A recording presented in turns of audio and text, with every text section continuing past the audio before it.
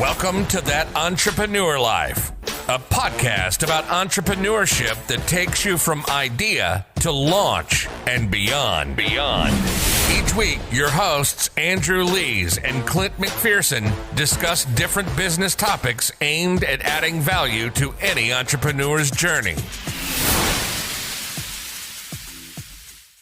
Welcome back, everyone, to another episode of That Entrepreneur Life. I'm Clint McPherson, and today I'll be flying solo without Andrew.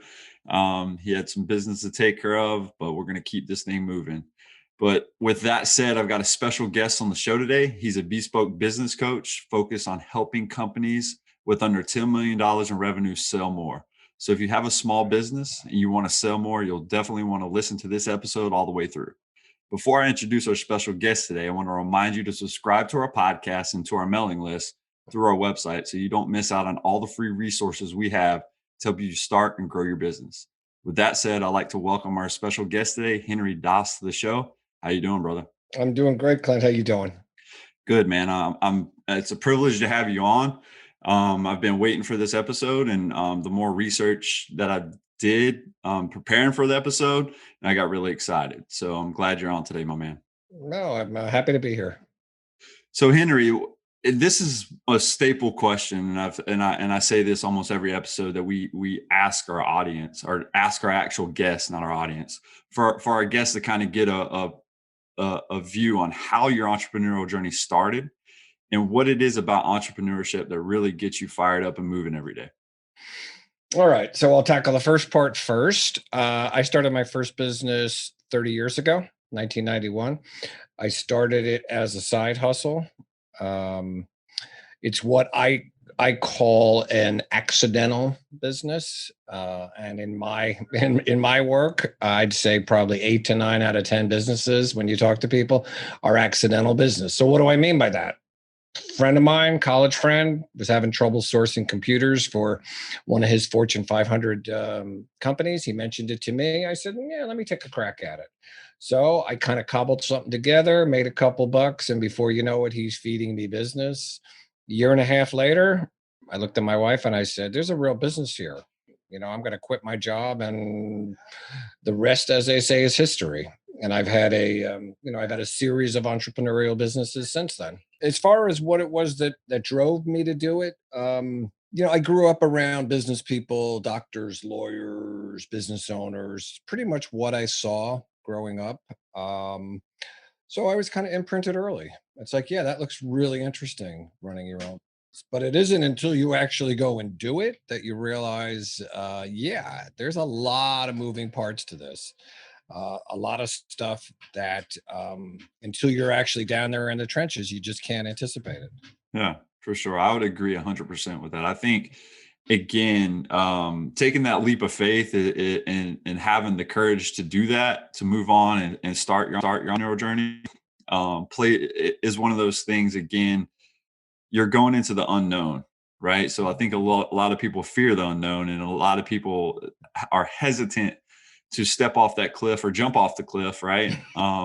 Because they really, it always sounds easier than it actually is, right? Because you don't see the additional moving parts, all the back end stuff that has to really go in it to make things successful for you. Because, when you're working for a corporation or you're doing something inside of an organization and you're just the busy bee, you really don't know exactly. You're like, oh, I can do this, right? Like, this seems like it's just this and this is 2 or 3 steps and I'm good to go. Right. We'll put a cherry on top and now I got a business. But then you get into it and you're like, holy shit, like what's really going on? So at the end of the day, I really think as an entrepreneur, and to be successful, right? A lot of this stuff is figuring it out as you go. But you also want to make sure that you have something legitimate that you can start earning income, and that you can start, like when you said, a year and a half into it or whatever, you figured out that this is a sustainable business model or whatever I got going on here. So no, I can actually quit my job, where some people are like, I'm doing this now. They quit their job and then they just struggle. They're on the struggle bus the whole time. Well, people have to realize I quit a $60,000 a year job. This is 30 years ago. And my first year in business, I made $12,000. Right. Yeah.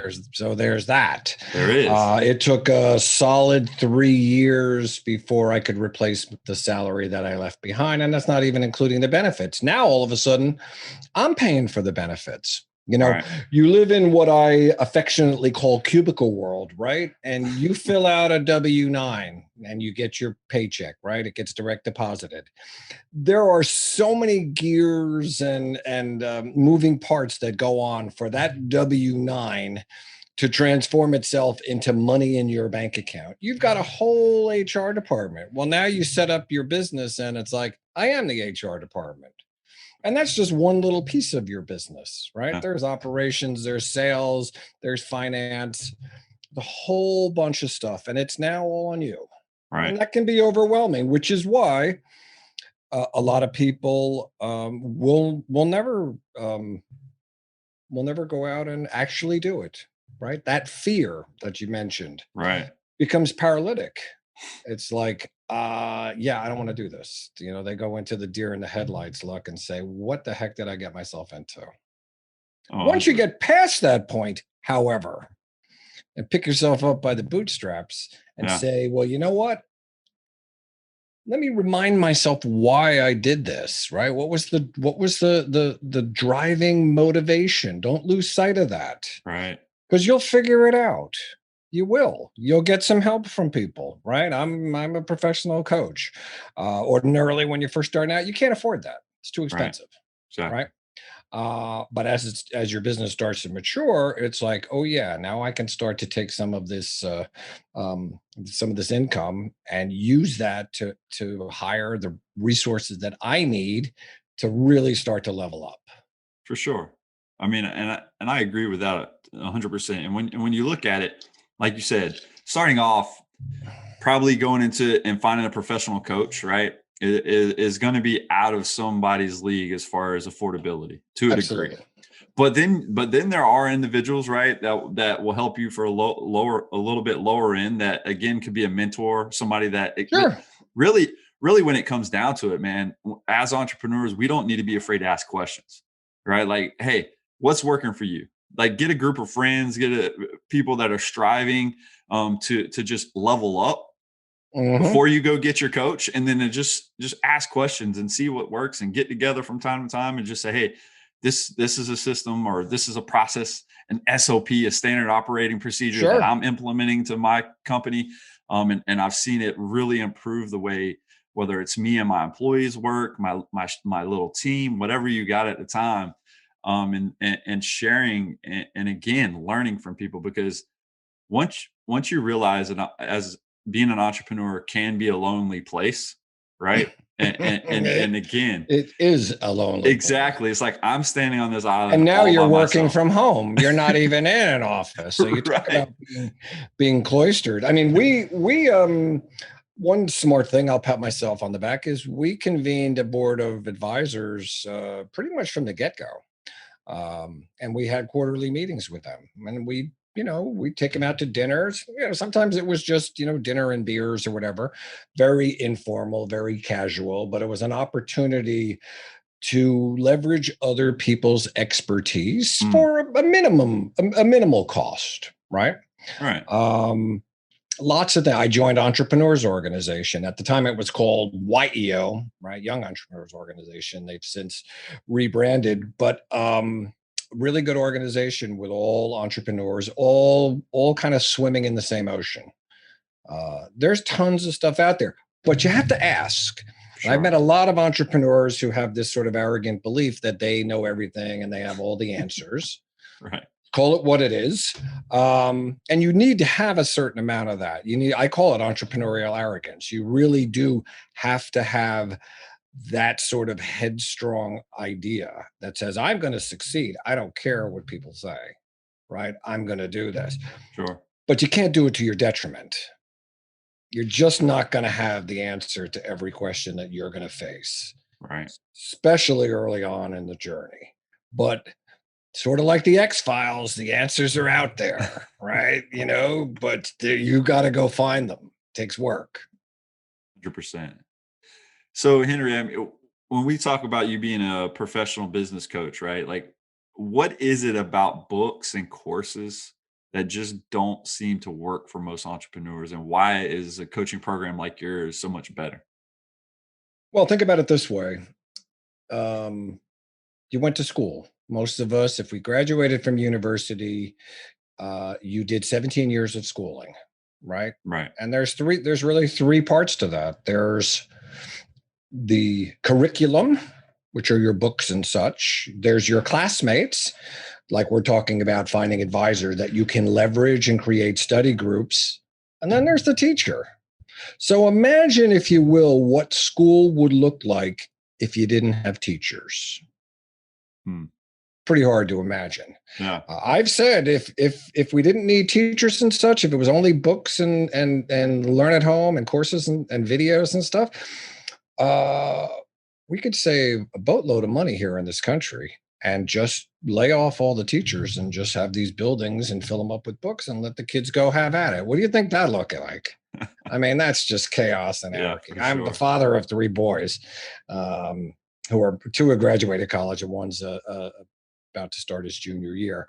So I've been through all of the various things schooling wise.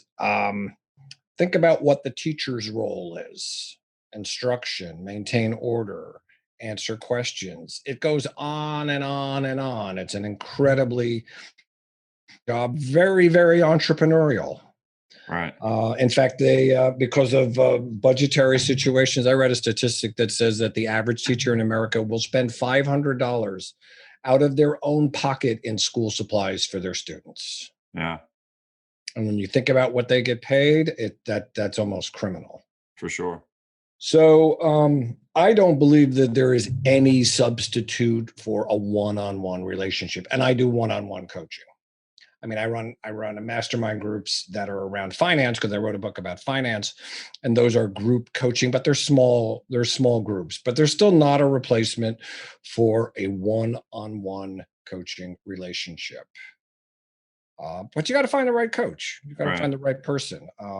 I'm not the be all and end all to everything. I say I'm a bespoke, which basically means custom. Right. So my particular vision of how this relationship would work is I need to adapt to you. I've had a very eclectic mix of different customers and clients over the last 10 years. In fact, I had them all to dinner once when I was at a conference in Bangkok, actually. And there was a conference and I had a lot of clients who had flown in from all over the world. So we went out to dinner and I looked around the table and I said, this is about the motleyest group of people that I have ever seen in my life. And the only common relationship was that they were all my clients. Right. And I think that's magnificent. But it puts a lot of pressure on me to be able to adapt to their style. And then be able to maybe massage it just a little bit to get them to think a little differently. Yeah. So if they're linear thinkers, sometimes I got to throw some nonlinear stuff at them just to get them to stretch themselves. Right. Conversely, if somebody's like all over the place and it's got shiny object syndrome, it's like, dude, we need to find the critical path and we need to work to stay on that. For sure. Because shiny objects are not serving you. Right. They're not serving your business. They might be serving you psychologically, but they're not serving your business, right? For sure. We know because we have numbers in front of us to tell us that you're not serving your business. Right. 100%. I think shiny object syndrome is something that I know a lot of individuals struggle with personally, that it's just one of those things. It's like the next big, it comes up and they're just targets, right? They're like they're deer in the headlights. FOMO. They just tattoo FOMO on their forehead because it's like, oh yeah, what's over there? It's like, what was that movie where the dogs were? I think it was Up, where the dogs, every time they saw a squirrel, they'd be in the middle of a conversation, then they go squirrel. Exactly. I do that with my wife because she's very ADD. So we'll be in a store and I'll say, don't squirrel out on me. Right. Okay. Because it'll take 3 hours to get out of a store because, oh, look over here. Oh, look over here. Oh, look over here. Yeah. Right. It's like there's a time for that. But most of the time when you're in business, there's a critical path that you need to follow. For sure. If you want to start, working on the top line or cutting expenses or whatever, can't be flitting all over the place. Got to be a little bit focused. That's a common trait I can say of entrepreneurs is they're focused when they need to be focused. Yeah. And they know when they need to be focused, or the coach will remind them, you need to be focused. There's a time and a place for brainstorming new ideas and being creative and doing all that stuff and taking in a lot of input. Right. But most of the time is going to be spent trying to do the business of the business. Yeah. So since we mentioned the word bespoke, right? You're a custom, business coach. When it comes down to being able to customize packages or customize, how does that work when it comes to how do you know you're the right fit, or if somebody that's looking for coaching is a good fit for you as an individual? Because again, if you're customizing things, right?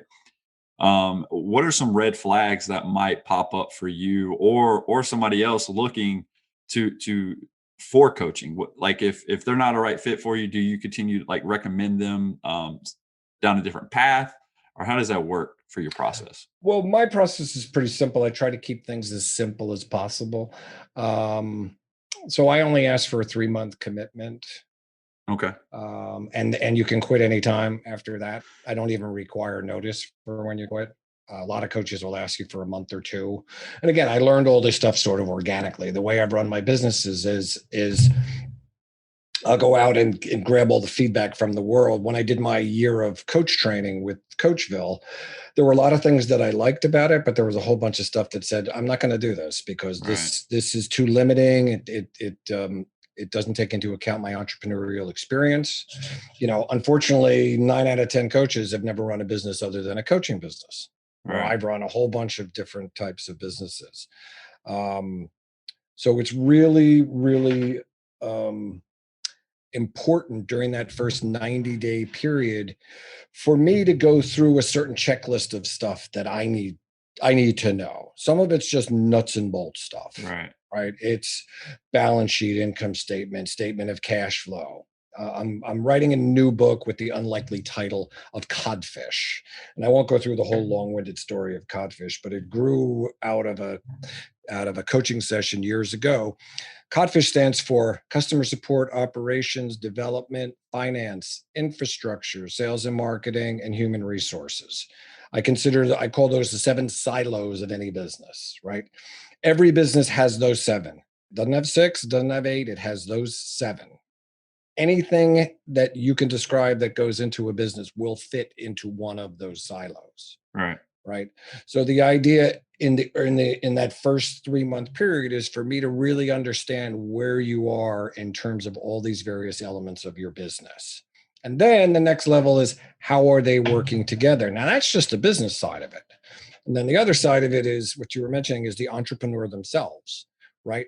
How do they work? Are they a visionary? Are they an operator? Are they a worker bee? Right? Where are they? What are their tendencies? Right?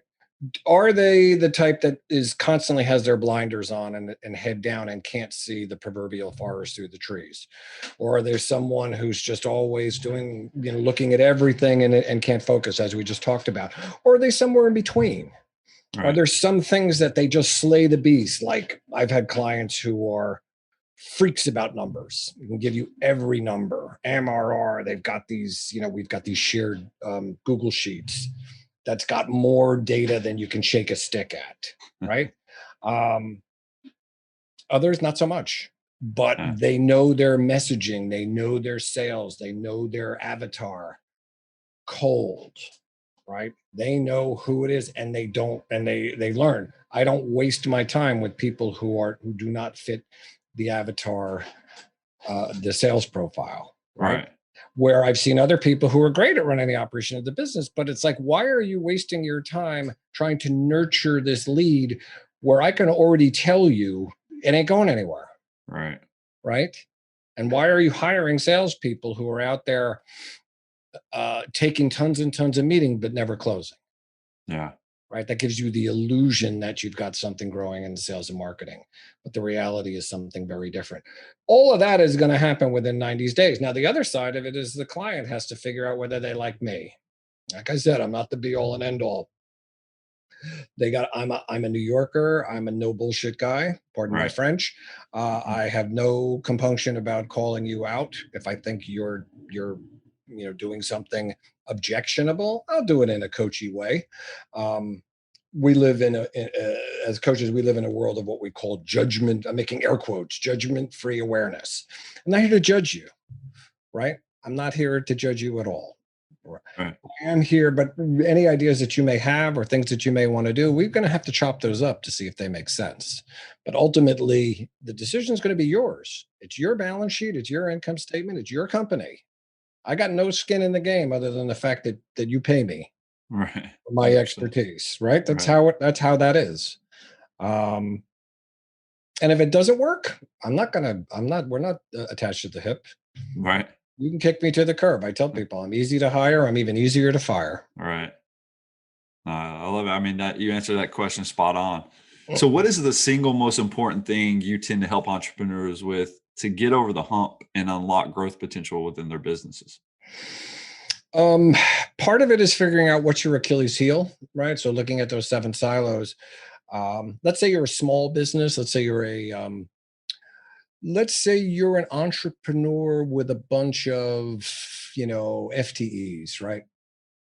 Full-time equivalents for those who don't know that particular acronym, right? So they may be a bunch of Upworkers, or they might be some folks I work with a lot of people who run remote teams and such.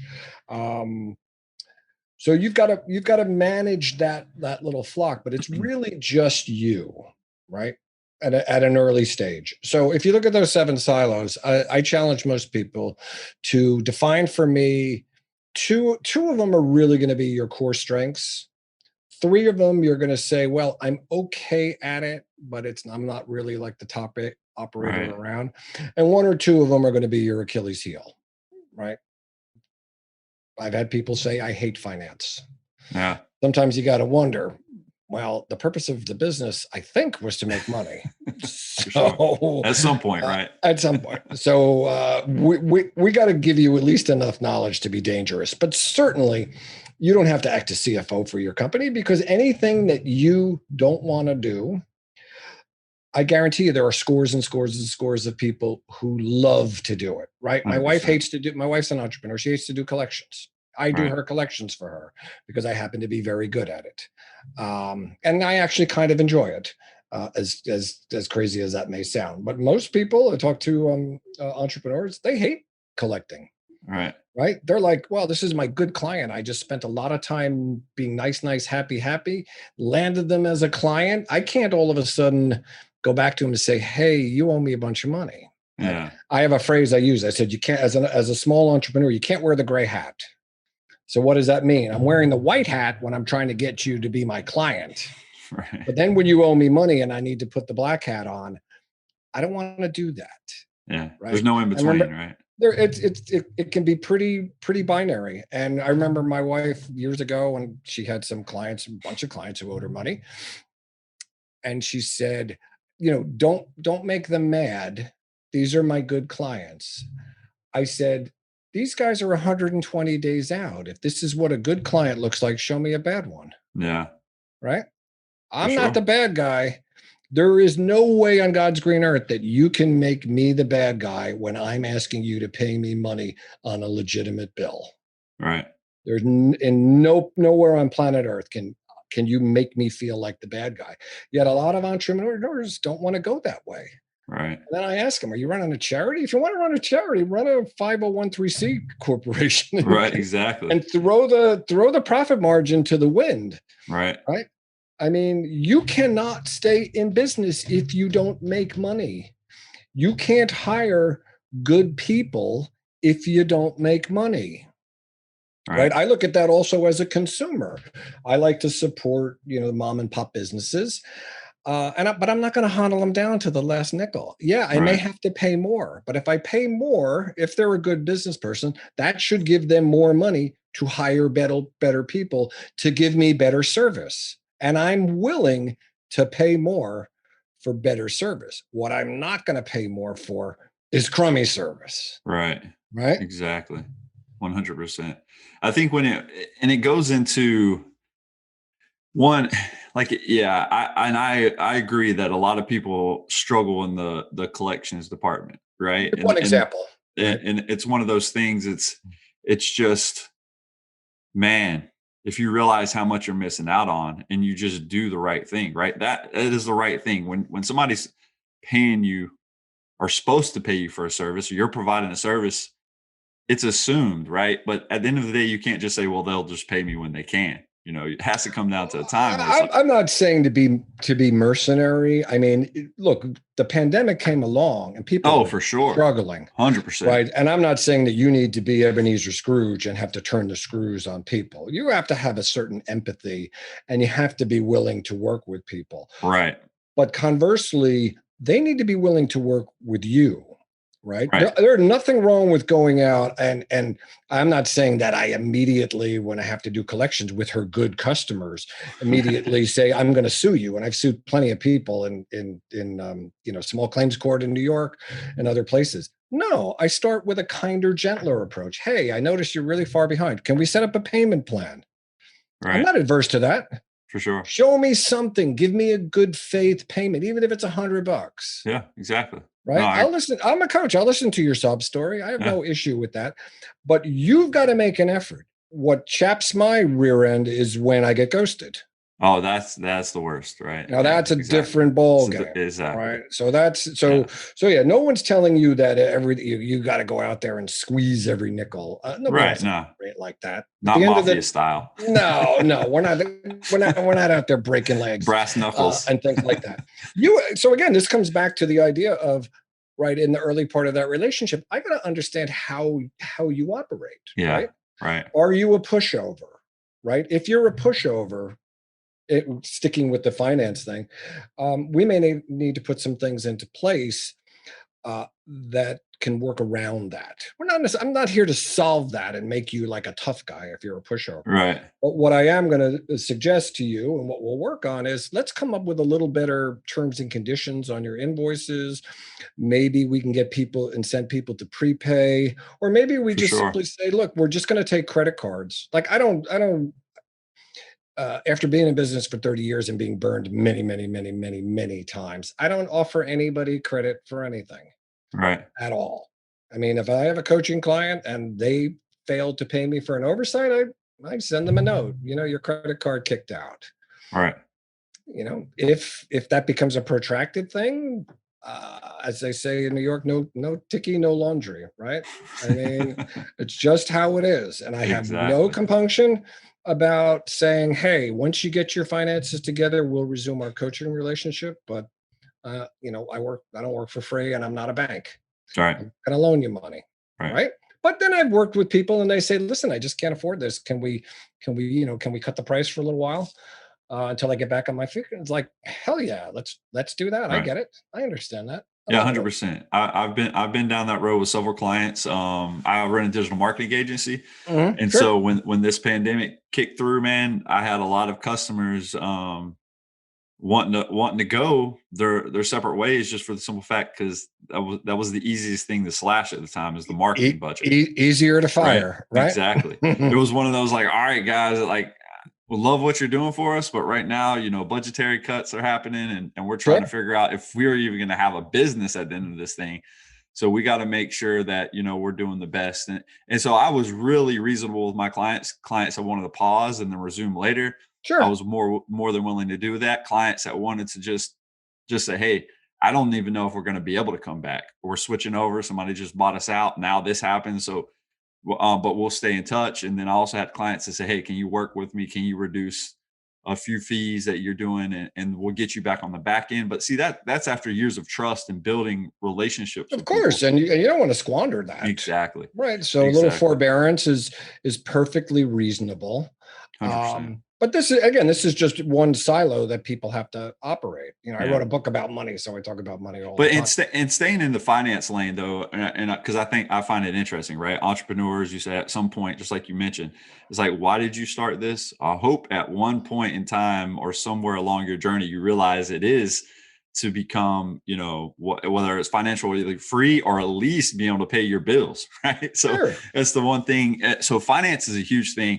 So my thing and what I've ran into is, how financially uneducated we actually are, just as individuals, not just as entrepreneurs, but just like individuals alone. It goes a lot into what Robert Kiyosaki teaches with his side of stuff with Rich Dad Poor Dad. With the Rich Dad Poor Dad, exactly. Yeah, but I mean, financial education, man. I mean, we are struggling in that department, and so I think it does, at some degree, play into the burdens of like collections too, to where it's like, a lot of people are timid and scared to approach people on that. They don't want to lose their good clients Right. because they went and asked them for money that they legitimately owe them. Right. Look, I wrote a 432-page book called FQ Financial Intelligence, and I sell a course around it. And it's designed not specifically for entrepreneurs, although chapter 17 is about entrepreneurship, but it's everything that I felt people needed to know. My tagline is everything you need to know from your first savings bond to your last will and testament. Right. Basically 40 years of my adult life. And I wrote it all out, and I built it as a course to teach it with people. I give the book away for free. I mean, your folks can just go to henrydaas.com, and right there, that's my personal site. And right there on the front page, there's a link, and you can download it for BookBaby for free. Can't do any better than that. For the sure. course is not free. But the book, there's a lot of real interesting information in there. Depending on your age, some of it may or may not apply. And when I say not apply, it may be, I talk about Social Security. If you're 25, you're probably not thinking about 40 years down the line, which is not to say that you shouldn't at least be thinking somewhat about it, because let's face it, you're paying into it quite a bit of money, actually. So it's important to at least have knowledge about a lot of the financial levers that both directly and indirectly affect your life. Right. Love it, man. So that free resource, guys, go check it out. We'll definitely have to download it on our end for sure. Mm-hmm.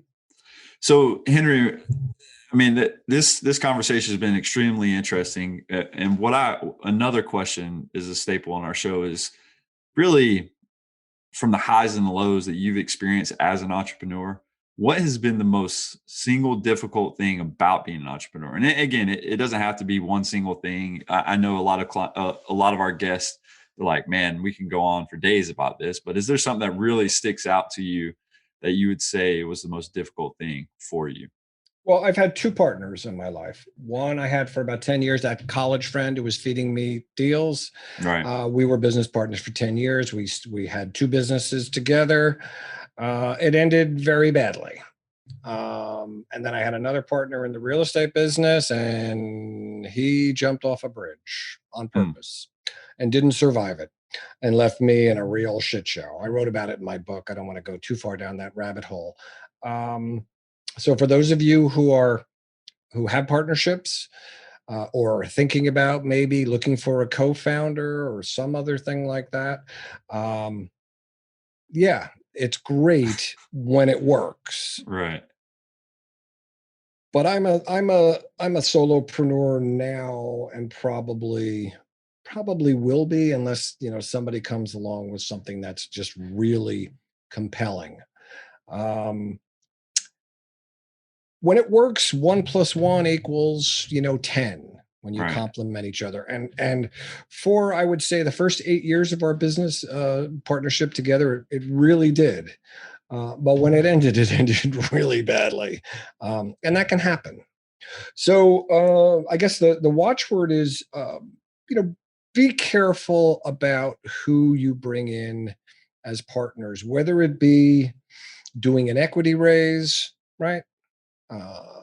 If you want to maybe go out and actually find, say, a technical co-founder, if maybe your strength is sales, set up some ground rules, set some expectations from the get-go. They're going to pivot. They're going to move. Yeah. They're not going to be chiseled in granite, but at least it's something. At least it's something that you can kind of go back on and say, listen, these were the ground rules. Maybe we need to update them. It's certainly best practices to have a buy sell. I didn't do that in my first business deal. We were friends. My partner said to me, well, look, the way we'll operate is we'll agree to agree, or we'll agree to disagree. So unless we had unanimity about something that we wanted to do, it didn't happen. And that worked well until it didn't. Yeah. So that is one of the tougher things. And the same thing applies for your spouse or significant other or life partner or whatever the cool kids are calling it these days. I got a wife of 30 years, so that one's easy. Right. Same woman. So get them on board. Yeah. Get at least some tacit buy-in and support, because you're going to need it. I mean, I would have had a much more difficult time quitting my job 30 years ago and setting up shop if my wife wasn't working and making good money at the Right. time. So we didn't see even going from 60,000 down to 12,000. We did not see a significant drop in our lifestyle. Well, you've got to be aware of the fact that 3 years is an aggressive timeline to replace your salary from your business. It just is.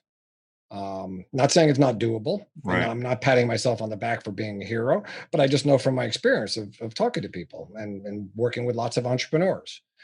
You want to be able to use that money to hire people and grow your business for a future payoff. But while that's happening, you don't want to live like Gandhi, right? Because that gets old. And I'm a bit of a time freak, and I just turned 62, and I'm at a point where it's like, and I say to my wife, I said, listen, I got maybe 20 decent years left if I'm lucky. I'm going to spend every minute like it's the last minute that I have, right? Because I got a lot fewer minutes forward than I have behind me, right? Don't squander that time. Yeah. Right. Live a life. Do the things you want to do. Sure, there are going to be sacrifices that you'll have to make when you're making that entrepreneurial journey, and they may or may not pay dividends until many years later. But look at those ahead of time. Don't let those hit you upside the head later. Try to anticipate as many things as you can. In my book, I think it's chapter 2, I call The Thick Green Line, where we plot your age versus your net worth. And the important thing is, if you're 30 years old and you just got married and maybe have a baby, well, you have all these what I call contingent liabilities. You have all these things that are going to come down the pike over the next 30 years, paying for college and funding your retirement and maybe subsidizing your parents. I know plenty of people who subsidize their parents because they didn't make enough money. Right. Do you want to be blissfully ignorant about that? Or do you want to swallow hard and look at what's ahead of you, right? People say ignorance is bliss. It sure is.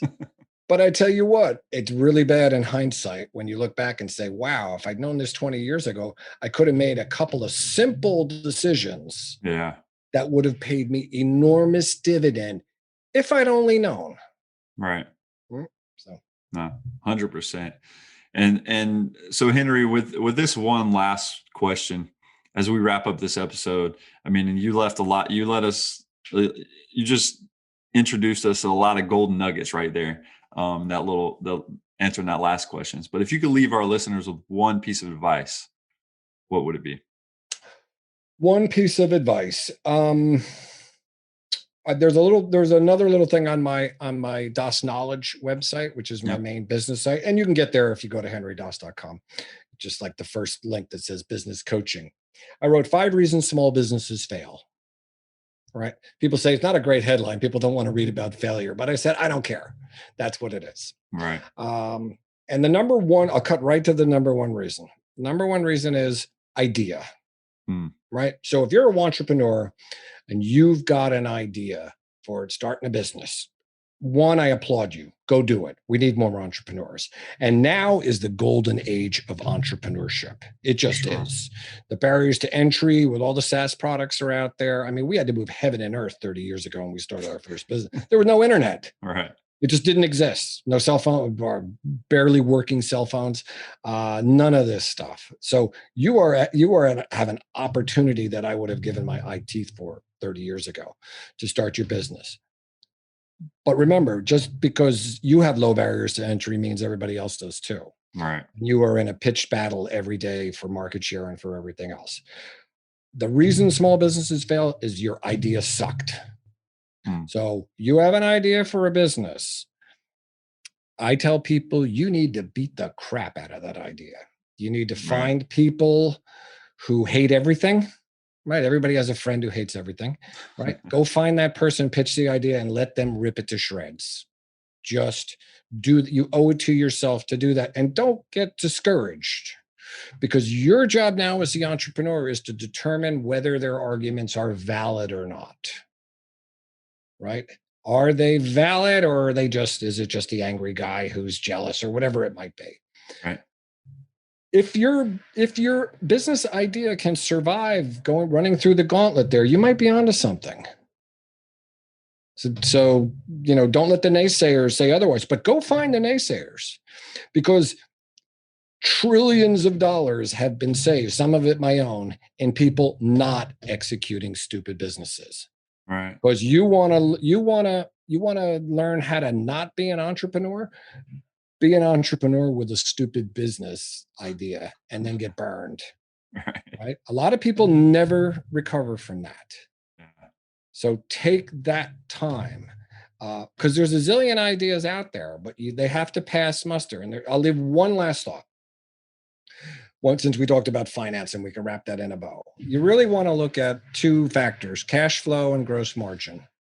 You want to look at how those play in. Almost any business can operate, even crummy idea businesses, if you can master cash flow and gross margin. If you can't, isn't it better to figure that out before you've spent a nickel than to actually go out and start this and burn through a whole bunch of money and then find out? Right. 100%. Yeah.